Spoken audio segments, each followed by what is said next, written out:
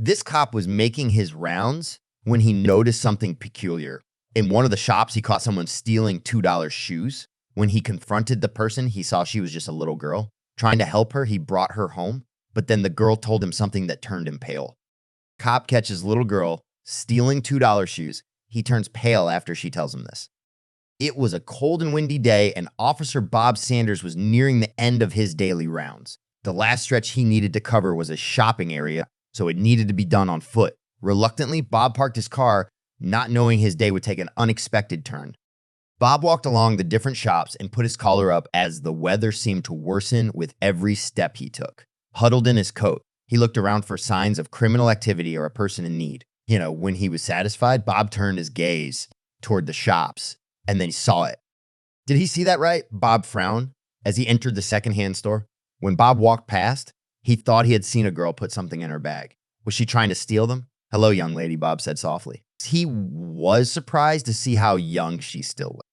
The girl was startled by him, but Bob kneeled down and tried to comfort her by saying she didn't have to worry. "What are you doing here?" he asked. The girl shrugged and looked at the floor, but when Bob asked about her parents, her eyes shot up at him, and she kept staring. Bob repeated his question, but the girl stared at him without responding. So he got up and looked around for the girl's parents. To his surprise, the only other person in the store was the owner. Was the girl here alone? Bob sighed as he realized there was just one thing for him to do. Bob grabbed the girl's bag and returned the shoes to the owner. "Let's get you home," he told the girl. When he pushed the door open, the wind almost blew it out of its hinges, so he was happy to return to the car. Unaware, his day was about to take a drastic turn. During the car ride, Bob noticed that the little girl felt more at ease.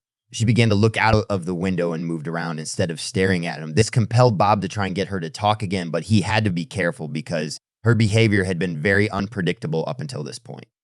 He turned the music a little lower and gently asked her name. The girl looked at him momentarily as if she weighed her options. "Lizzie Stevens," she said. Eventually, Bob was taken aback for a moment as the girl immediately gave her full name, but it was a welcome surprise, or so he thought. Shortly after Lizzie shared her name, Bob called the station and asked for information about her. The station would return to him with the information, so Bob used that time to try to find out more about her by continuing their conversation. Not knowing what shocking truth would eventually be revealed, Bob was primarily interested in why Lizzie was trying to steal the shoes, but was surprised by her answer. "It was a present," Lizzie said with a small voice. A confused Bob asked what she meant by that, and she responded she was trying to get a present for her sister. Sounds believable. Bob thought. He quickly shook his head and got back to the conversation. Lizzie was finally talking, so maybe he didn't have to wait for the station to share her information. But when Bob asked the girl where she lived, he immediately regretted it, because before he even finished the question, it happened again. In the corner of his eyes, Bob noticed how she stiffened up. She didn't respond anymore. And when he looked over, Lizzie was gazing at him again. Bob sighed. Why did she behave like this?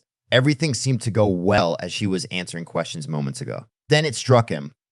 At first, Bob thought her behavior was random, that the little girl was anxious and didn't know what to do. But he noticed a pattern. It happened in the store and now again. Both times he asked about her parents and where she lived. But why does it cause her to react like this? Searching for Officer Sanders, the portable radio called, shaking Bob out of his thoughts. Eager to know what they found, he quickly grabbed the walkie-talkie and asked if they found the girl's address. Bob was happy to hear that they did, and when the station shared it, something peculiar happened. When the station started to communicate, Lizzie was startled. Still, Bob noticed she was listening eagerly to every word that was said. When the station mentioned her address, Bob observed the girl carefully, looking for a reaction, and he was right to do so because she quivered slightly when she heard her address. A feeling of concern overcame him, and Bob started to worry seriously for Lizzie. Why was she behaving like this? Why did she shut down at the mention of her parents and home? He started to doubt his decision to bring Lizzie to her house seriously. What was going on there? For a moment, Bob hesitated. What would be the wise thing to do? Then he shook his head. He would bring Lizzie home and talk to the parents. Determined to get answers, he entered the address into the navigation system and drove off. Unaware, he would come to a shocking realization. The navigation sent him in a whole different direction than he had expected because up to this moment, Bob thought the girl and her family would be poor. So when they entered a wealthy-looking neighborhood, he was confused. This situation was becoming weirder and weirder, and it raised many questions.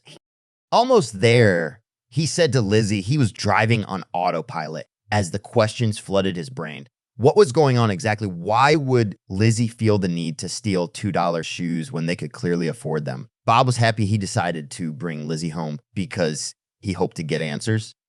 He looked at the girl, again, who was now staring at the road in front of her. Was she anxious to get back home? Bob's hands clenched the steering wheel. He was going to clear this whole situation up when he talked to the parents, not knowing the surprise he would get. Here we are, Bob said softly when he stopped the car in front of Lizzie's house. She still did not talk to him and looked at her house. Bob followed her gaze inside, determined to get answers. He opened the car door. Before he could step out, Lizzie said something unexpected.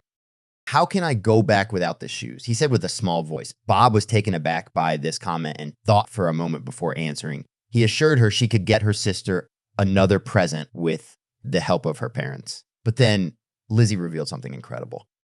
"I don't have a sister," Lizzie suddenly said. Bob closed the car door immediately, looked at her seriously, and asked what she meant. But nothing could have prepared him for her response. "That's what I'm supposed to say when I get caught," Lizzie said. Bob's mind raced. She was instructed to lie. From the first moment he met the girl, her behavior seemed off, but now the day had taken a very strange turn as he realized she was instructed to steal. Bob asked Lizzie who put her up to this, even though he felt he already knew the answer. "My parents," she said. Bob's face went pale when he heard it. It was what he thought beforehand, but hearing it come out of her mouth still surprised him. Her parents told her to steal and lie. What could possibly justify that? He felt anger come up in his body as he left the car and slammed the door. He tried calming himself down as he noticed Lizzie became increasingly uncomfortable. "Everything will be okay," he said to her with a smile. Bob grabbed her hand and they walked toward the front door together. With a determined look on his face, Bob knocked on the door, not ready for the surprise he would get. A woman opened the door and wanted to say something to Bob, but then she noticed Lizzie. "Richard, come here." She called back into the house, after which she jumped forward to embrace Lizzie. Not much later, a man emerged from the house and reacted the exact same way. Bob was perplexed.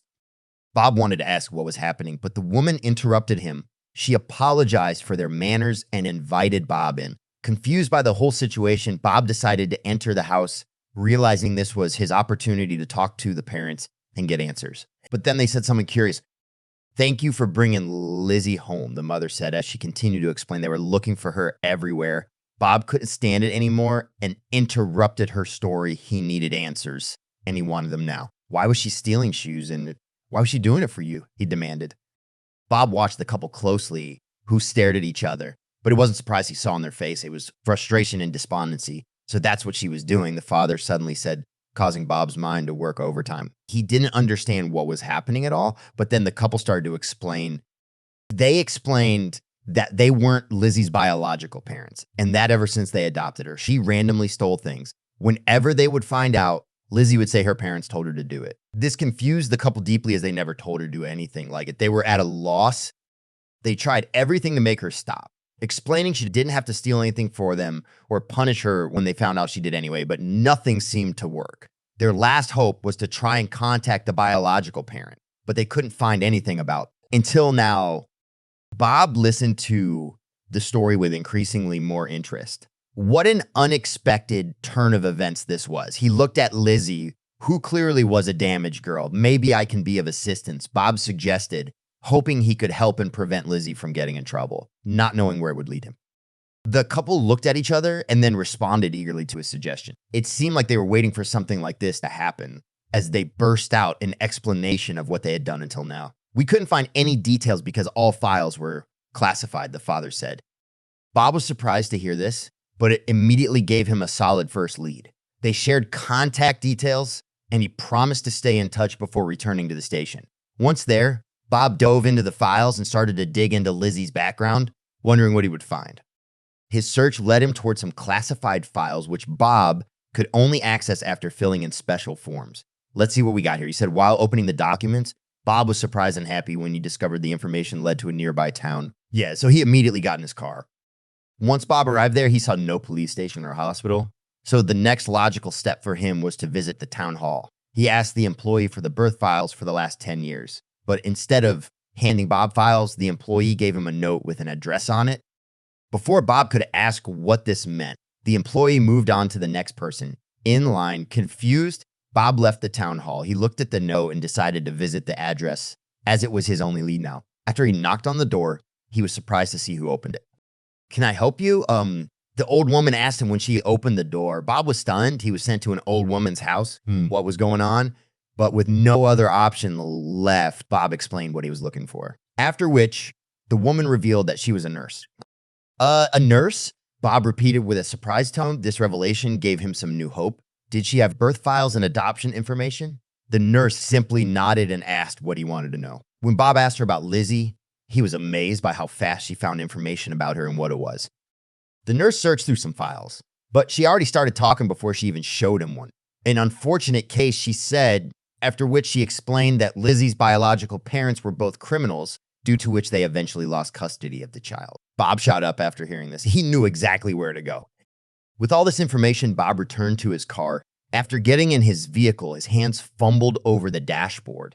"Where are you?" he mumbled while looking for a colleague's contact info. When he found it, Bob immediately called and tried to get updated information on the biological parent. But when the colleague picked up, after Bob quickly explained what he needed, the colleague told him he couldn't just share new information. As it turned out, both biological parents turned their lives around, but for their own safety, they had been given new identities. The colleague explained he couldn't share these identities without a good reason.